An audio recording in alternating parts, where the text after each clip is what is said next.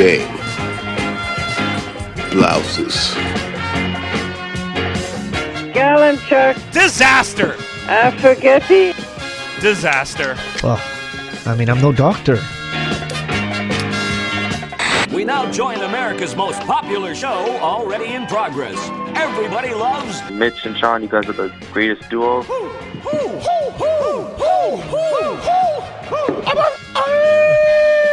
Fantastic. That team sure did suck last night. They just plain sucked. I've seen teams suck before, but they were the suckiest bunch of sucks that ever sucked.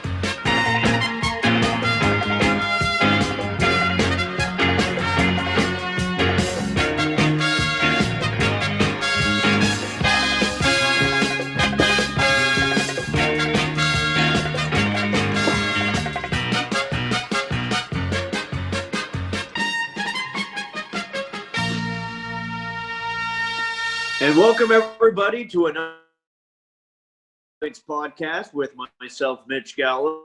Finally, we have actual hockey games to talk about.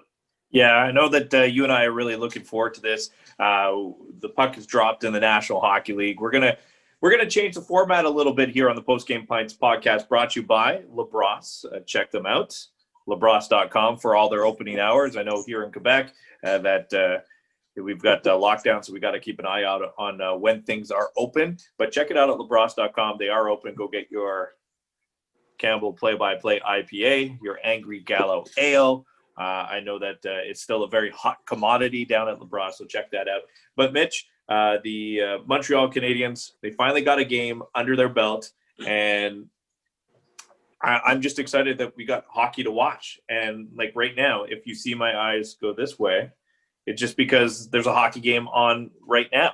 And I just like watching hockey all the time. And I'm glad we had the World Junior Hockey Championship. But, man, it was really, really good to see some NHL hockey. I mean, it's a completely different ball game compared to or hockey game compared to the World Junior Championship when you're talking about the pros and you're talking about those guys at the junior level. Love the World Junior Championship, Sean, but this is the big boys now. And we have kind of a feel as to what we're going to get for this special season that the NHL is providing us. I mean, this is a season like no other. We're only going to see one division, and every team out there, every fan base out there is only going to see the same 6, 7, 8 teams. So you look at it, and things are very unique. And I see a great opportunity here for the Montreal Canadiens, just based on the fact that they're playing in this Canadian division, which means that one of these 4 teams that make the playoffs in the Canadian division is guaranteed to have a spot in the Final Four. Well, I always said this, just be better than 3 teams. Just that's the only thing you need to do. If you want to get in the playoffs, I don't think it really will matter who is in the playoffs at the time. 1, 2, 3, or 4, it's going to be tight. I think this division is going to be tight when we're looking at the North Division and specifically to the Montreal Canadiens. But it's going to be really, really tight. You just have to make sure you're better than 3 other teams. And I think the Canadiens are better than Ottawa. I think they're better than some of the other teams, but I also think that all those teams are really, really close. So when you lose with a point. When you win with 2 points, and don't give up a point. It's kind of that hard balance. So you're allowed to lose. Just try and pick up a point when you do. But when you do win, try and pick up 2 and don't give out any points. There's 3-point games. It's going to make everything so tight.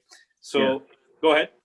Well, I was just going to say, I look at the division, right, and we're going to rule out Ottawa for now. And you know what? I'm kind of hoping they do surprise us to a certain degree. And they will.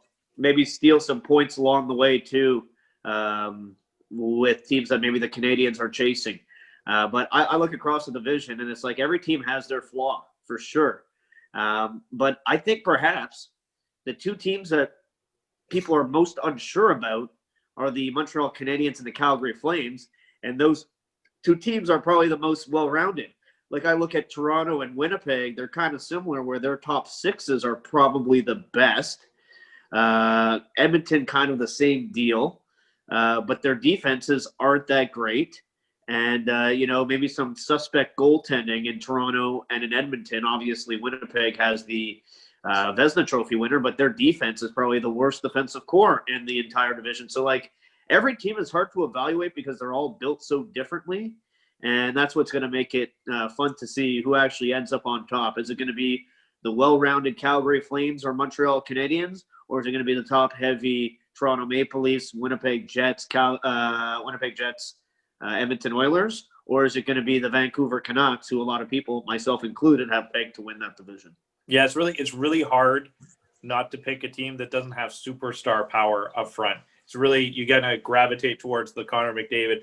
You gravitate towards the Austin Matthews for when you're trying to make a pick in the North Division. I think that's something that just naturally occurs, Mitch. So yeah, what I want to do here on the Post Game Pints podcast is we want to get into specifics about the Montreal Canadiens, as you and I both work in the Montreal area and Montreal media, and we cover the Montreal Canadiens pretty exclusively without missing a beat. So I got just one topic, and I really want to get into this because we finally got to see Alexander Romanov, not at a World Juniors, not at a red-white scrimmage, not in the KHL, in the highest level. We saw Alex Romanov in an NHL game that counted in the standings for the first time. So yes, it's one game, but I want to know our first impressions of Alexander Romanov with the Canadiens. Well, Sean, my first impressions are very strong, and all I can say is he comes as advertised.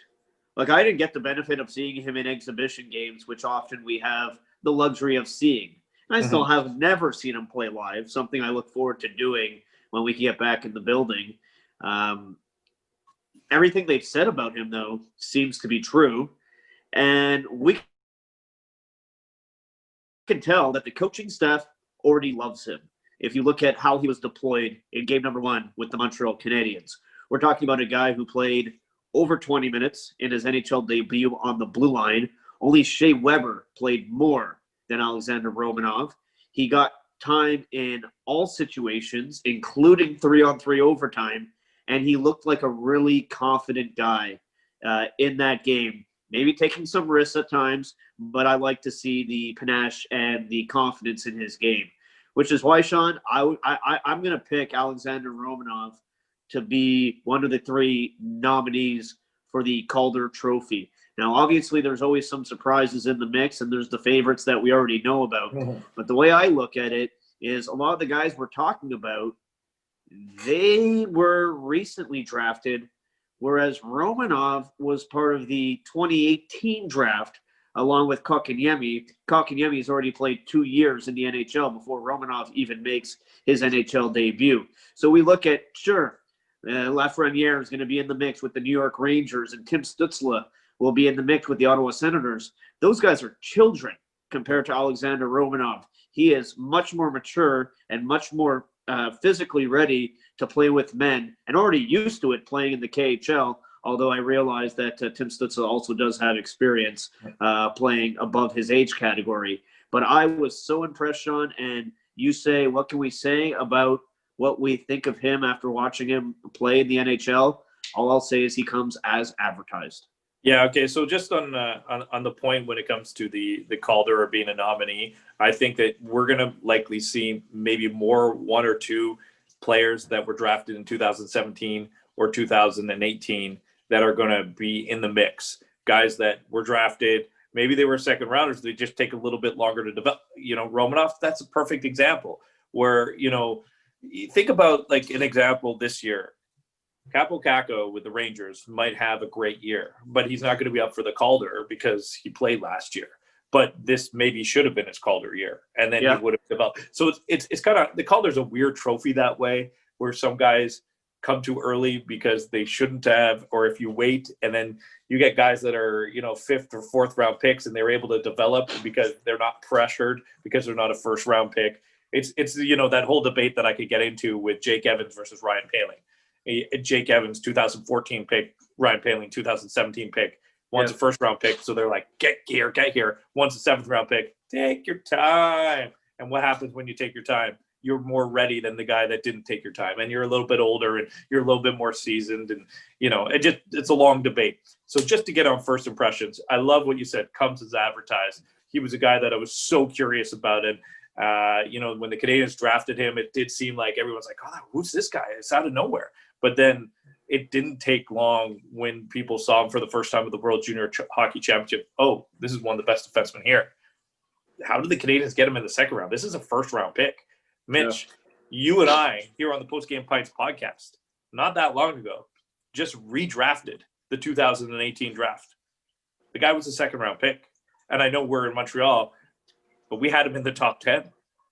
And if he becomes a Calder nominee, then maybe he should have been more than a top 10. You know, time will dictate that. But comes as advertised, loved his skating. I know that he's around 6 foot and he's on a defense core that's all 6'5". He didn't look out of place. The penalty killing aspect, I think that came a little sooner than the Canadians wanted. It was a matter of circumstance. No, I understand. Sherratt was in the penalty box. Kulak was in the penalty box. They were missing two of their defensemen. They're down to 4. He's going to get out there.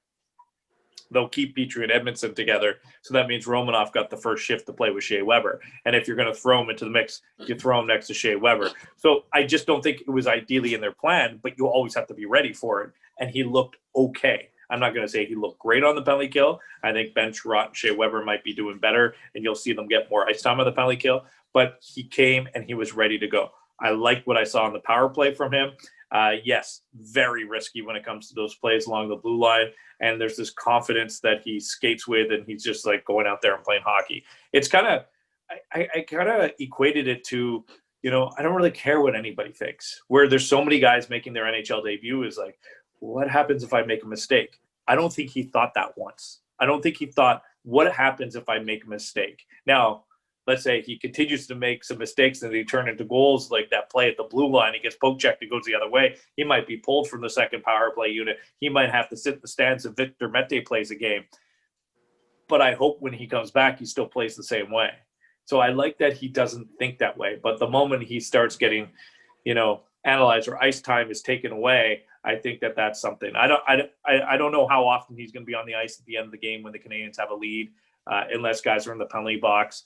But I for first impressions, I thought he was kind of thrown in the fire. I'm not expecting 20 minutes a night, though. I'm really not. I'm not expecting 20 minutes a night. But hey, if he could do that, then that's great news for the Canadians. Well, from what I've seen, the Canadians have 6 guys on their defense. I want to see Romanov more than I want to see Kulak or Edmondson at this point. So I really like what I saw. The other thing I'll add, Sean, you mentioned redrafting the 2018 draft and having him in the top 10. I can tell you, I was there. I was in Dallas when the Canadians selected him in the second round. And as a second-round pick in that draft, there was a gasp in the arena. People were shocked. People were scrolling through their boards trying to find, where is this guy, Alex Romanov? Oh, my God, we had him pegged in the 5th round, 4th round, 3rd round. Like, people thought that the Canadians reached, and it was this crazy pick. And I remember Trevor Timmons was very defiant on that day when we, the media, spoke to him, defending the pick, saying, we don't pay attention to central scouting. We don't pay attention to the hockey news. We have our own scouts, and we pay them lots of money. And that's why, because they're out there to figure out which players can best help the Montreal Canadiens. And now you see why the Canadians went off the board to take Alex Romanov with that selection. It's so great for the Canadians, Sean, because we look right now at the influx of young defensemen in the NHL, and Cale Makar and Quinn Hughes up for the Calder Trophy last year, and we watched Bo Byron playing for Team Canada and expect it to factor in with the Colorado Avalanche in the very near future, and the list goes on and on of these young defensemen making their mark in the NHL. Well, you're looking at the Canadians' blue line, and they didn't really have that guy after they traded Mikhail Sergachev. An older blue line. Sherratt's older. Weber's older. Petrie's older. Edmondson now is older. Kulak, I think we know what he is, and he's no spring chicken, although I'm not going to say he's old. He's certainly not one of these young whippersnippers that are breaking into the league. So, you look around at all those potential guys coming in, and now the Montreal Canadiens have their own in Mikhail Sergachev, defenseman under the age of 23 with a very, very bright future. Is it whippersnapper or whippersnipper? Did I say snipper? You said snipper. I think it's whippersnapper, and I think a whippersnipper is the thing that you cut your grass, along the walls.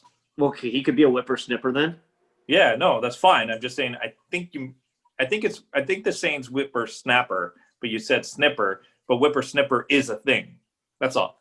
Yeah, I really don't know the difference between the two. So you could be right, you could be wrong. I have no idea. Yeah, but it wasn't perfect for Romanov. I know it's just one game, and everybody's excited for him, but it wasn't perfect, Mitch. There were some things he made a pretty bad decision. Mikhailov got that half breakaway. We can sweep that under the rug. I just hope, at least to start, he doesn't get punished for it. I don't want to see his minutes end up like 8 or 9 minutes, because maybe if he has one bad game, and if he sits in the stands, it's not going to bother me, but I don't want him sitting in the stands for 3, 4, 5, 6 games in a row. Yeah, but I think they're going to have Sean, to bring, if he does sit, or if he does have a game where minutes are down and they're not freak out about that. They're jealous. I think that you're going to go, what was he thinking, I think. Yeah, how about this that no one's mentioned? Because you talk about some of those growing pains, and a couple of the plays that maybe he got beat, or maybe he won't in the future. He's got to learn the league. He's got to learn the players, and it's one thing to watch tape and be coached up. It's another to actually experience it in game action. And we always talk about how that first time around the league is challenging for younger players. They got to learn the league, learn the players' tendencies, what they like to do, and everything like that. Well, good news for the Canadians is Alex Romanov is going to go around the league in the first 3 weeks of the season, and then he's going to repeat the process because of this unique season. So I can't help but wonder if in the short term it's actually beneficial that he's going to be seeing the Maple Leafs and all the other teams in the division so often that it's like, this fifth time they play the Maple Leafs, you can be like, okay, I know that Mikhailov, when he comes in on my left side, he's going to try to beat me on the outside. Or I know that Mitch Marner likes to dipsy doodle and stop up. Or I know that Austin Matthews is going to try to get to the top of the circle and take that wrist shot. And I know what kind of speed he's coming in and how to control my gap. I just wonder with the condensed schedule how much that will benefit some of these young guys around the entire league, like Romanov, that they're not going to, like, he doesn't have to go up against McKinnon, and he's not going to have to see Stamkos. And it's a condensed schedule where you see the same opponents over and over. Now, it can work in the reverse too. They could figure that's him what I out was thinking, and exploit him. But I think for a defenseman, it's actually maybe kind of beneficial. Like, I look at defensemen and goaltending, I think it's going to help those guys, whereas maybe forwards, it's going to become a little bit challenging because it's easier to teach and learn tendencies and defend it than it is maybe to create new ways of scoring and attacking. Yeah, and I was thinking the same thing. I was thinking that, tendencies, yes, you're going to see it, but that's what happens. People ask about the sophomore slump all the time.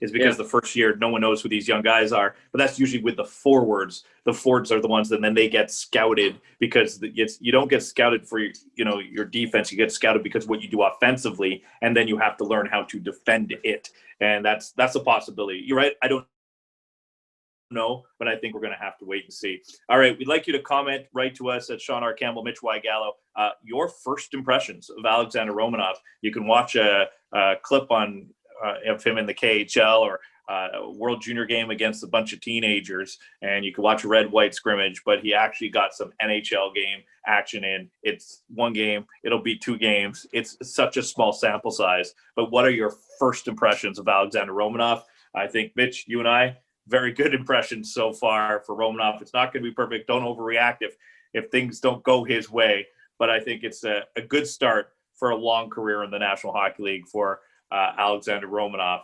As what's his nickname? Someone told me today it was the Assassin. The Assassin? Yeah.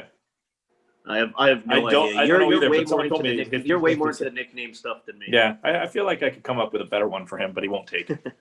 Fair enough.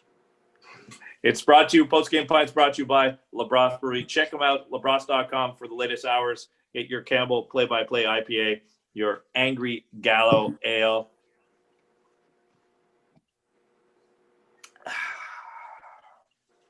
And we'll be back with different formats here on the Postgame Pints podcast. Really looking forward to bringing that to you.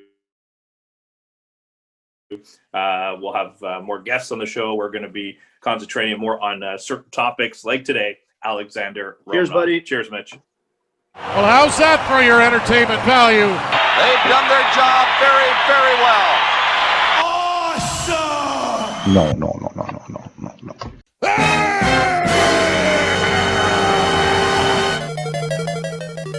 Come on.